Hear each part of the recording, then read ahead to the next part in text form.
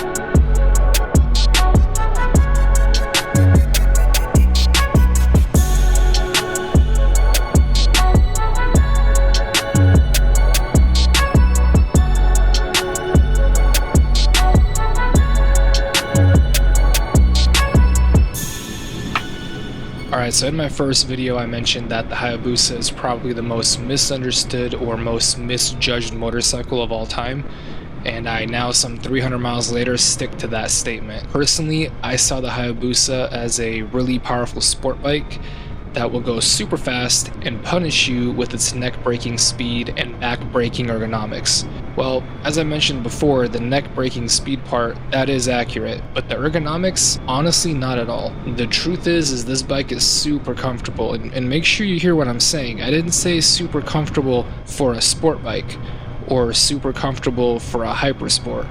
I said comfortable, period.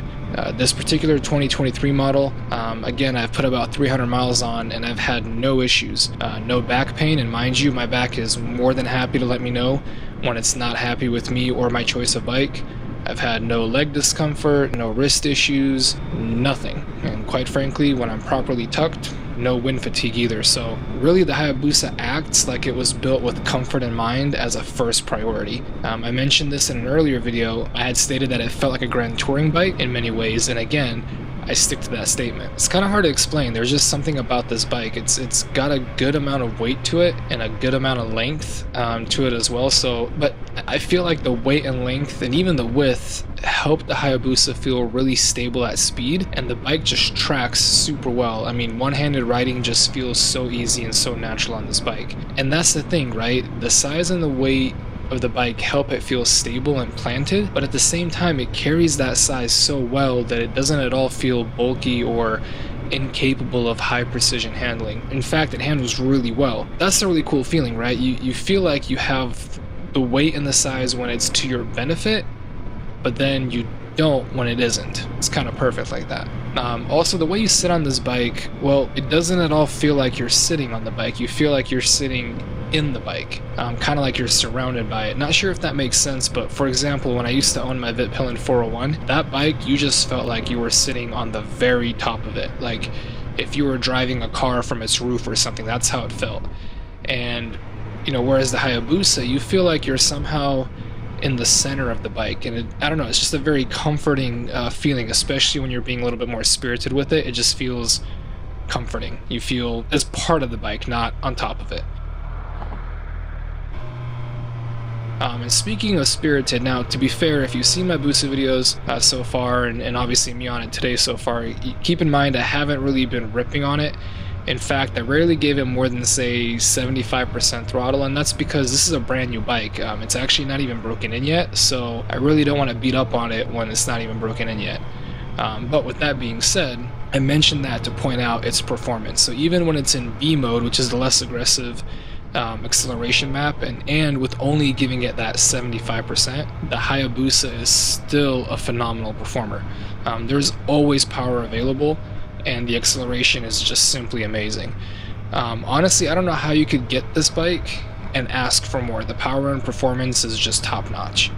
Now, I know there's people out there, that will, but to me, again, the performance is just top-notch. Alright, so now that I've had a good amount of time with the bike, I can confirm all my previous statements about the brakes being fantastic. They were fantastic initially, and they continue to be fantastic throughout my time with the bike. I've never had any issues with them, no overheating, no loss of performance. And honestly, the same goes for the suspension. Again, comfortable, but still great at handling and can handle pretty much anything that I've thrown at it, so no complaints here. Moving on to the quick shifter, it has been absolutely phenomenal. No missed shifts, no issues for me. Both up and down have been super smooth. And again, remember that I am super picky when it comes to quick shifters.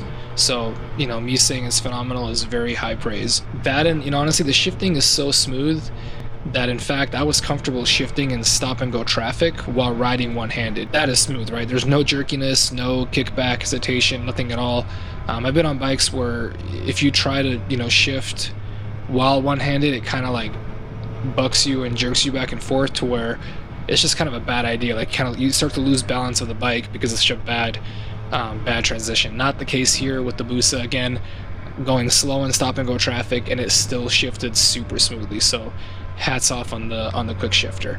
Okay, so let's talk about some things that I don't like. I'm still not a fan of the exhausts. Every time I walk up to this bike, I go, wow, what a beautiful bike. And then I look at the exhausts and I'm just like, they're just so massive, and to me, I don't know, they look kind of funny. So that would be the first thing that I would have to address with this bike, with the aftermarket, almost immediately. But other than that, I have no real deal breakers with the Hayabusa. In fact, in my 5 things I don't like video, I had to be super nitpicky just to get to 5 things.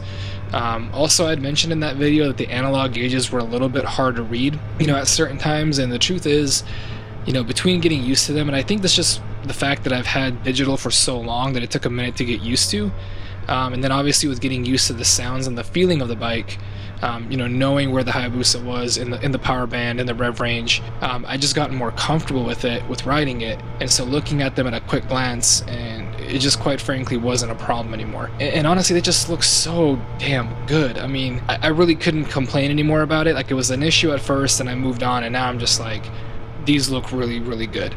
Honestly, I'm really happy that Suzuki went with analog here.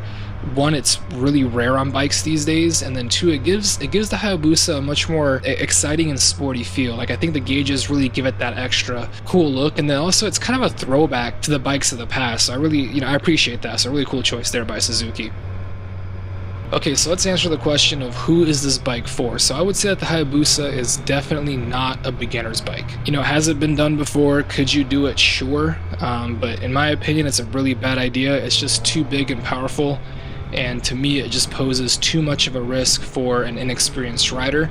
There are too many good beginner bikes out there to risk your life and the life of a beautiful Hayabusa, so just don't. With that said though, depending on your maturity and your experience, I think it would make a great second, maybe third bike, depending on, again, your experience. But without a doubt, it would make a perfect forever bike. A bike you would keep for a long time and just be really happy with for a long time. And the next question then would be, what can you do with this bike? And the answer really is everything. I mean, you can take it to the track, you can drag race it, you can, carve canyons, you can tour on it. Again, the comfort and the touring ability is amazing for all those, long trips, and you can even commute with it. I mean, granted, there's better bikes out there from a miles per gallon standpoint and a size and convenience standpoint, but honestly, even from a miles per gallon standpoint, the Busa really wasn't that bad. Obviously considering the power and the engine size, but it would also be a really great way to make your commute that much more amazing. So, I would do it. Just putting that out there. All right, so let's kind of wrap this thing up. So, lastly, I want to say that I am completely sold on the Suzuki Hayabusa. I can say that, I can see why this bike has been a legend for so many years, right? And so many generations, this being the third. As I mentioned in the beginning, I completely misjudged it, and I'm really happy with what I learned about it. I'm really happy that I had an opportunity to ride it and to kind of take that misconception and just kind of blow that out of the water and just have a newfound understanding and appreciation for the Suzuki Hayabusa. Honestly, I got to ride a lot of cool bikes during this trip, but I have a feeling already that the Hayabusa is going to be the bike that I will end up missing the most. In fact, whenever I review a bike, at the end of the 4 or 5 video series that I do for each bike, I like to answer the question, would I buy one for myself? And in the case of the Hayabusa, that's very easy. Yes, I would, without question. So, if you're thinking about how good this bike is, there's your answer. I would definitely buy one. All right, that's it for today's video, and that wraps up my review of the Suzuki Hayabusa. Again, thank you to Suzuki for letting me borrow this beautiful machine, and thank you all for watching. If you like this video, or if you like the Hayabusa, hit the like button for me, and if you're not already subscribed, hit the subscribe button as well, as it does help out the channel quite a bit, and it gives you the opportunity to be notified when my next video is coming out. Speaking of next videos coming soon, I'll be taking my first crack at adventure riding, so stay tuned for that. Thank you all for watching, and I'll catch you on the next video. Peace.